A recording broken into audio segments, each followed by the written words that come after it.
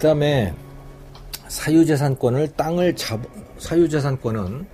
땅을 자본으로 만들어준다. 이제 이런 소제목입니다만은, 자본의 미스테리라고 하는 책이 있습니다. 이거 굉장히 흥미로운 책인데, 에르난도 데소토라고 하는 이분이 페루 사람이죠. 페루 사람인데 유럽에서 공부를 해가지고 영어를 굉장히 잘하는 그 페루 사람입니다만은, 이 자본의 미스터리라고 하는 이 책은 가난한 나라 사람들은 도대체 왜 가난할까라고 하는 그 이야기인데, 이 사람은 바로 이 토지 사유재산권, 그 중에서도 특히 이 담보로서의 토지나 주택, 요 측면을 본 거예요. 예, 그래서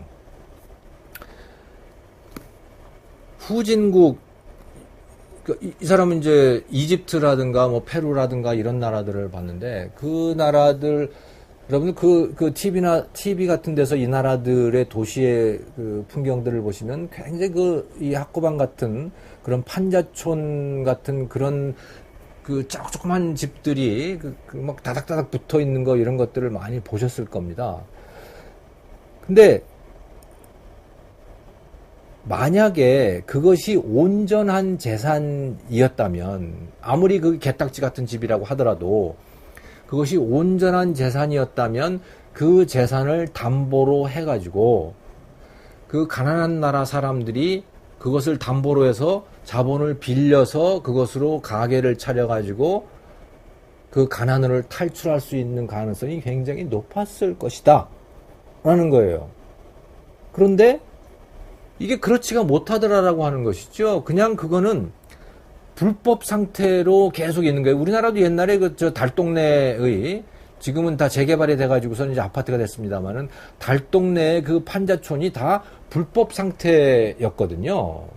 그건 다 이제 국공유지에 지어져 있는 것들이 많았기 때문에, 그러니까 그걸 담보로 해가지고 돈을 빌린다, 자본을 조달을 한다라고 하는 건 거의 뭐 상상할 수 없는 일인 거죠. 왜냐면 그게 불법이잖아요, 그게. 예.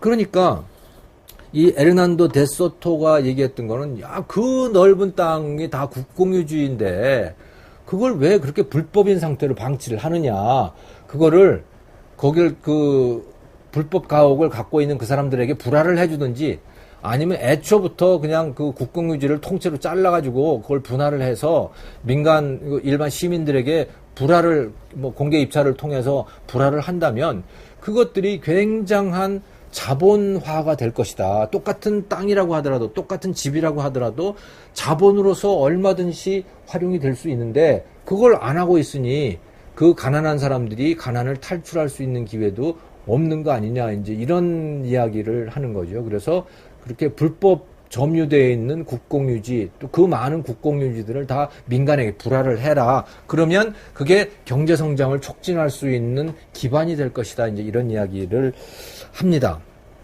그 사유재산권이라고 하는 거는 이제 그런 자본을 조달할 수 있는 통로로서의 역할도 할 수 있는 거죠. 우리나라에서도 생각을 해보면요, 이거는 그런 겁니다. 임대주택, 공공임대주택은 아무도 그것을 담보로 해가지고 돈을 조달을 할 수가 없잖아요, 자본을. 근데 그걸 민간임대주택으로 한다라고 생각을 해보면, 그 땅을, 그러고 보면 그걸 통해서 자본을 조달할 수 있는 건설회사도 있을 것이고, 그걸 또 불화를 하게 되면 그 불화를 받은 그 시민이 그걸 담보로 해가지고 또 자본을 조달을 해서 뭐 사업을 벌릴 수 있는 것이고, 그런 거 아니겠습니까? 그러니까 자본화가, 그러니까 공공임대주택을 많이 늘린다라고 하는 것은 그만큼 우리나라 국민들의 자본 조달 통로를 그만큼 줄이는 것일 수가 있다라는 거죠. 그러니까 근데 뭐 이건 뭐 전제가 있는 거죠. 즉 공공임대가 늘어날수록 민간임대가 줄어든다. 둘 간에 서로 이렇게 그 역의 관계가 존재한다고 할 때 지금 말씀을 드리는 것입니다. 자, 그다음에 사유재산제 비용이라고 하는 거, 이건 뭐냐? 그래서 지금까지 사유재산을 하면 이런 것들이 좋다라고 말씀을 드렸는데, 사유재산이 늘 좋은 것만 아니다라는 말씀을 드리는 거죠. 예. 몽골에 가보시면 말이죠. 몽골에 가보시면 요즘에 특히 울란바토르 같은데 이렇게 담을 울타리를 쳐놓은 땅들이 굉장히 많이 있습니다. 근데 원래 몽골 초원에는 울타리 같은 게 없었죠. 그냥 광활한 풀밭이었습니다. 그래서 뭐 거긴 주인 같은 거 없어요. 그냥 아무데나 돌아다니면서 풀 뜯기고 뭐 그냥 그야말로 뭐라 그러나요? 아무튼 광활한 초원, 그게 바로 몽골의 땅이지요. 그런데 이게 이제 도시 땅 같은 경우에 울란바토르 같은 데에는 이제 아까도 말씀드렸듯이 거기 들어오는 사람들이 많아지니까, 그 도시에서 살려고 하는 사람들이 많아지니까 땅이 희소해지는 거예요. 땅이 부족해지는 겁니다. 그러니까 사람들이 차츰 이제 거기다 울타리를 치고 자기가 거기다가 도시에서 살기 좋도록 투자도 하고 이제 그렇게 되는 거죠. 옛날에는 땅에다가 투자할 이유가 없었던 겁니다. 몽골 사람들이. 그냥 뭐 그 넓은 땅에 그냥 돌아다니면서 살면 되는 거 아니겠습니까? 예. 거기가 뭐 풀이 없어지면 그냥 다른 데로 또 올라가면 되는 거고, 이제 그런 거였는데, 이제는 도시 생활을 하다 보니까 자기 집에도 투자를 해야 되고, 아무튼 여러 가지 그 집을 깨끗하게도 만들어야 되고, 뭐 그런 거예요. 근데 몽골 초원을 가보면요, 그게 저 한번 가봤는데, 초원이 생각보다 굉장히 더럽습니다. 왜 더럽냐? 거기에 말과 양의 똥이 그렇게 많은 거예요, 거기에. 지금 뭐 말씀드리긴 뭐 하겠지만, 아무튼 정말 거긴 뭐 모든 땅이 다 그렇지 않지만 더러워요. 근데 이제 이게 도시 생활을 하려고 하다 보니까 더러우면 안 되잖아요. 옮겨갈 수도 없는 것이고. 그러다 보니까 이제 자기 울타리를 치고 그 안에는 자기가 이제 깨끗하게 관리도 하고 이제 그렇게 하는 것이죠. 그런데 만약에 말이죠, 그 몽골 초원을 사유재산으로 해가지고 땅을 갈랐다고 생각을 해보세요. 그러면 남의 땅을 통과할 때 또는 남의 땅에 가가지고서 이제 서로 그 말 먹이고 양을 먹이고 그러려면 허가를 받아야 될 거 아닙니까? 근데 그게 누구 땅인지 알겠습니까? 그 넓은 초원에. 그러면 말도 못 먹이고 양도 못 먹이고 기본적으로 유목 자체가 불가능해지는 거죠. 그러니까 이 사유재산 제도라고 하는 것을 하게 되면 불편한 게 뭐냐? 주인을 만나서 주인의 허락을 받아야 되는 이 일이 굉장히 불편하고 그 비용이 굉장히 높은 거예요. 예. 그러니까 사유재산이라고 하는 것도 기본적으로 비용이 있는 거죠. 비용이 있는 거예요. 그런데 그 비용이 있음에도 불구하고 그러니까 토지의 희소성이 높아지면 토지를 사유재산으로 함으로 인한 그 이로운 점이 더 커지는 거죠. 비용보다. 그래서 사유재산으로 하는 것이 좋아지는 것이다. 이제 그런 말씀을 하는 겁니다. 자, 그 다음에 배고픈 것과 배 아픈 것, 뭐 이런 이야기가 있습니다만은, 사유재산제를 폐기를 하면, 그러니까 사유재산이 없던 때 모든 땅이 무주물인 상태에 있다가 사람들이 늘어나고 이 토지가 희소해지면서 이제 토지를 둘러싼 갈등이 생기고 그러면서 이제 사유재산제도라고 하는 게 생기는데, 생기게 되면 그만큼 이제 많은 사람들을 먹여 살릴 수 있게 되고 뭐 그렇게 되는 거예요. 그만큼 풍요로워지는 거죠. 그런데 사람들은 이 사유재산이라고 하는 것에 대해서 이런 그림을 잘 이해를 못한 거죠. 그리고 근데 필연적으로 사유재산이 생기게 되면 누군가는 부자가 생기고 또 땅을 많이 갖고 있는 사람이 있고 어떤 사람은 또 땅이 없는 사람이 생기고 이제 이렇게 될 거 아닙니까?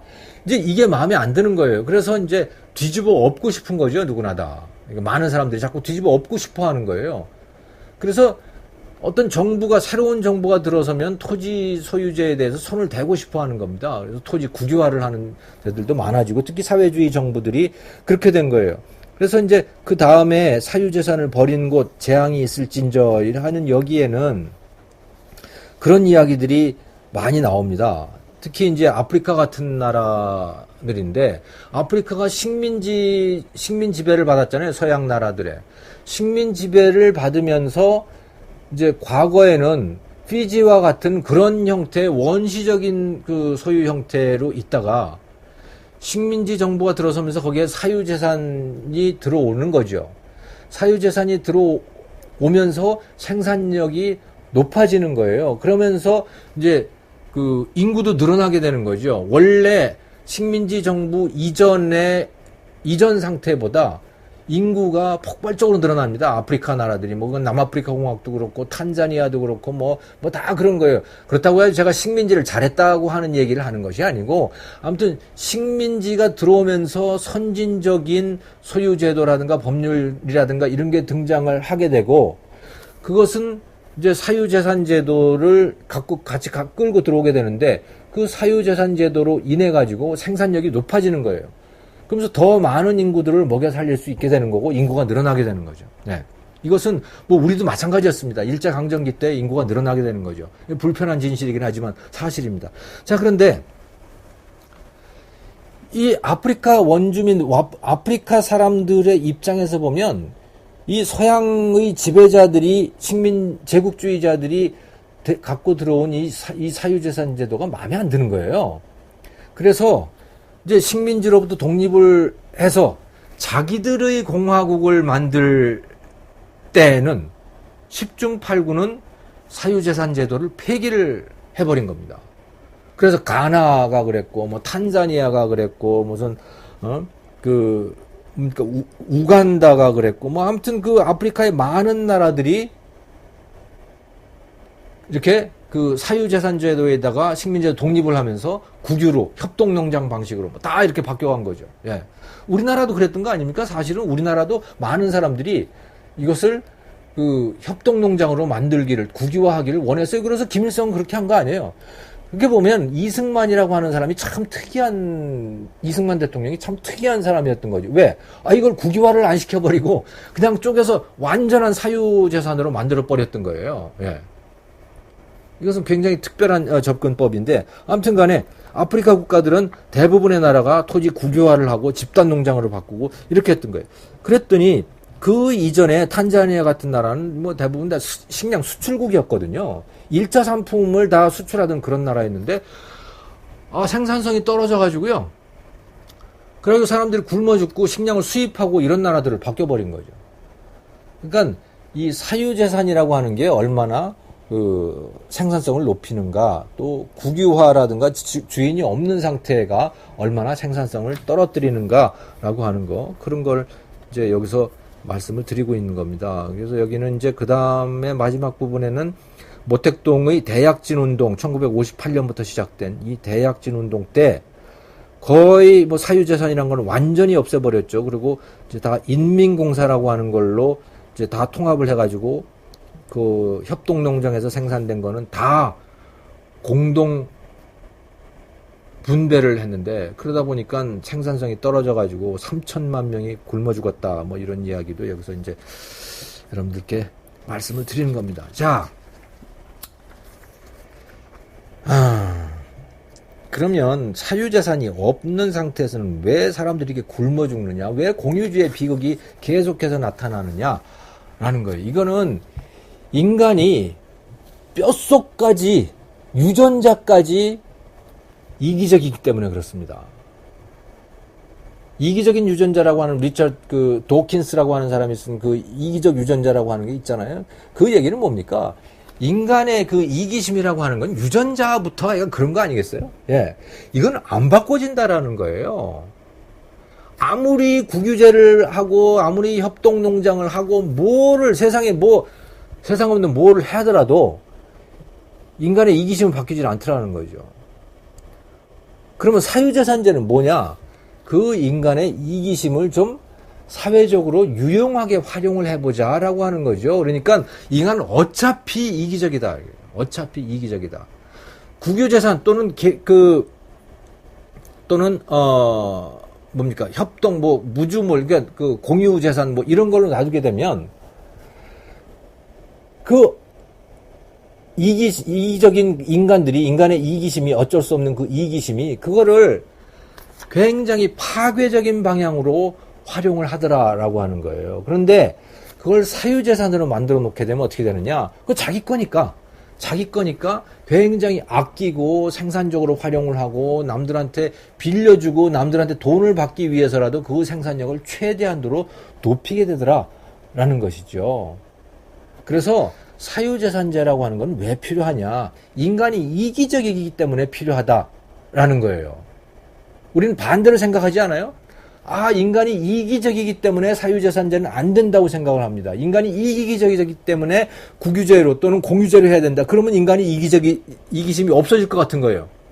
천만에 인간의 이기심은 절대로 없어지지 않는다. 국유제 아니야, 공유제 아니라 세상 뭘 갖다 놓더라도 인간의 이기심은 없어지지 않는다는 거예요. 그러니까 국유제, 공유제를 하게 되면 공유제의 비극이 나타나는 것이죠. 그것을 피하기 위해서는 사유재산제가 필요하다라고 하는 그런 말씀입니다. 그런데 현실적으로는 어떠냐?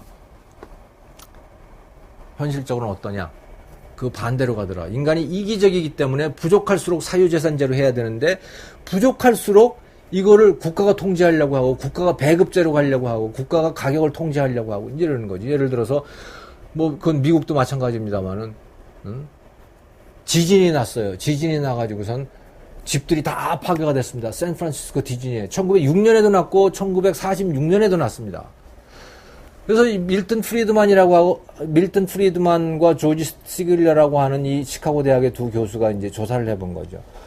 40년 간격으로 두 번의 비슷한 규모의 지진이 나가지고 집들이 다 파괴가 됐다. 그러면 집이 엄청나게 부족할 거 아닙니까? 1906년에는 아무 규제도 안 했어요. 1946년은 임대료 규제를 했습니다. 임대료가 폭등을 할 테니까. 자, 그랬더니 상황이 어떻게 됐느냐? 1946년에 임대료 규제를 할 때는 어땠냐면요. 그러니까 집을 구하는 광고가 집을 내놓겠다, 그 임차인을 구하는 광고에 비해서 수십 배가 많았던 거예요. 왜? 집을 내놓으려고 하는 사람은 없고, 집을 구하려고 하는 사람은 엄청나게 많았던 거죠. 이게 임대료 규제를 하니까 그런 거예요. 근데 1946년에는 어떻느냐? 집을 내놓는 광고, 자, 우리 집에 들어와서 사세요라고 내놓는 광고는 많은데, 집을 구하는 광고는 거의 없었다라는 거예요. 1906년에는. 왜? 집값이 비싸니까, 임대료가 비싸니까 내놓아서 사람을 구하려고 하는 광고는 굉장히 많은 거죠. 그러니까 집이 부족하지가 않은 거예요. 여러분 이해가 되십니까? 그러니까 절대적인 양으로 하면 부서진 수가 비슷하니까 양쪽이 비슷한 겁니다. 그런데 사람들 마음속에 얼마나 부족하냐라고 하는 그 상태는 1946년이 훨씬 더 했던 거죠. 왜? 값을 통제해버리니까 집주인들이, 어차피 집주인은 다 이기적이란 말이죠. 집주인들이 집을 굳이 내놔야 될 일이 뭐 있어? 저들이 알아서 필요한 사람은 오겠지. 라고 한 거예요. 1946년에. 1906년에는 그게 아니고, 집값을 자기 마음대로 받을 수 있으니까, 어떻게든 나서가지고 집을 구해야지. 그리고 그 좁은 집이라도 방 한 칸씩 쪼개가지고 다 이렇게 이제 했던 거죠. 그렇게 해가지고 주택 부족 현상이 훨씬 덜 했더라라는 거예요. 근데 우리나라도 말이죠. 다시 말씀을 드리자면, 부족할수록 사유재산 제도를 존중을 해줘야, 그래야 그 부족한 재산이 잘 쓰이고 또 부족한 재산이 자꾸 만들어집니다. 빨리 만들어집니다. 그런데 우리는 거꾸로 가지 않아요. 부족할수록, 그래서 값이 뛸수록 정부가 들어가서 사유재산제를 무력화시키려고 하는 거죠. 그러다 보면 어떻게 되느냐? 그게 비효율적으로 쓰이고 제대로 못 쓰는 사람들이 많아지고 그 부족 현상이 해소되는데도 오랜 시간이 걸리고 이렇게 되는 거죠. 그래서 이제 부족할수록 사유재산을 존중해라, 사유재산으로 삼아라 라고 하는 이 명제를 오늘 제가 이제 설명을 드렸던 거예요. 다시 한번 말씀을 드리지만, 왜 부족할수록 사유재산으로 삼아야 되느냐? 그것은 인간이 이기적이기 때문이다 라고 하는 거죠. 인간은 뼛속까지, 유전자까지 이기적이기 때문에 그것이 자기 게 아니면 함부로 쓰고 낭비하고 그러는 거예요. 그래서 공유주의의 비극이 생긴다. 그러니까 부족할수록 사유재산으로 삼아야 이기적인 인간이 그것을 귀하게 쓰려고 노력하게 된다라는 이야기입니다. 오늘 강의 여기서 마치겠습니다. 고맙습니다.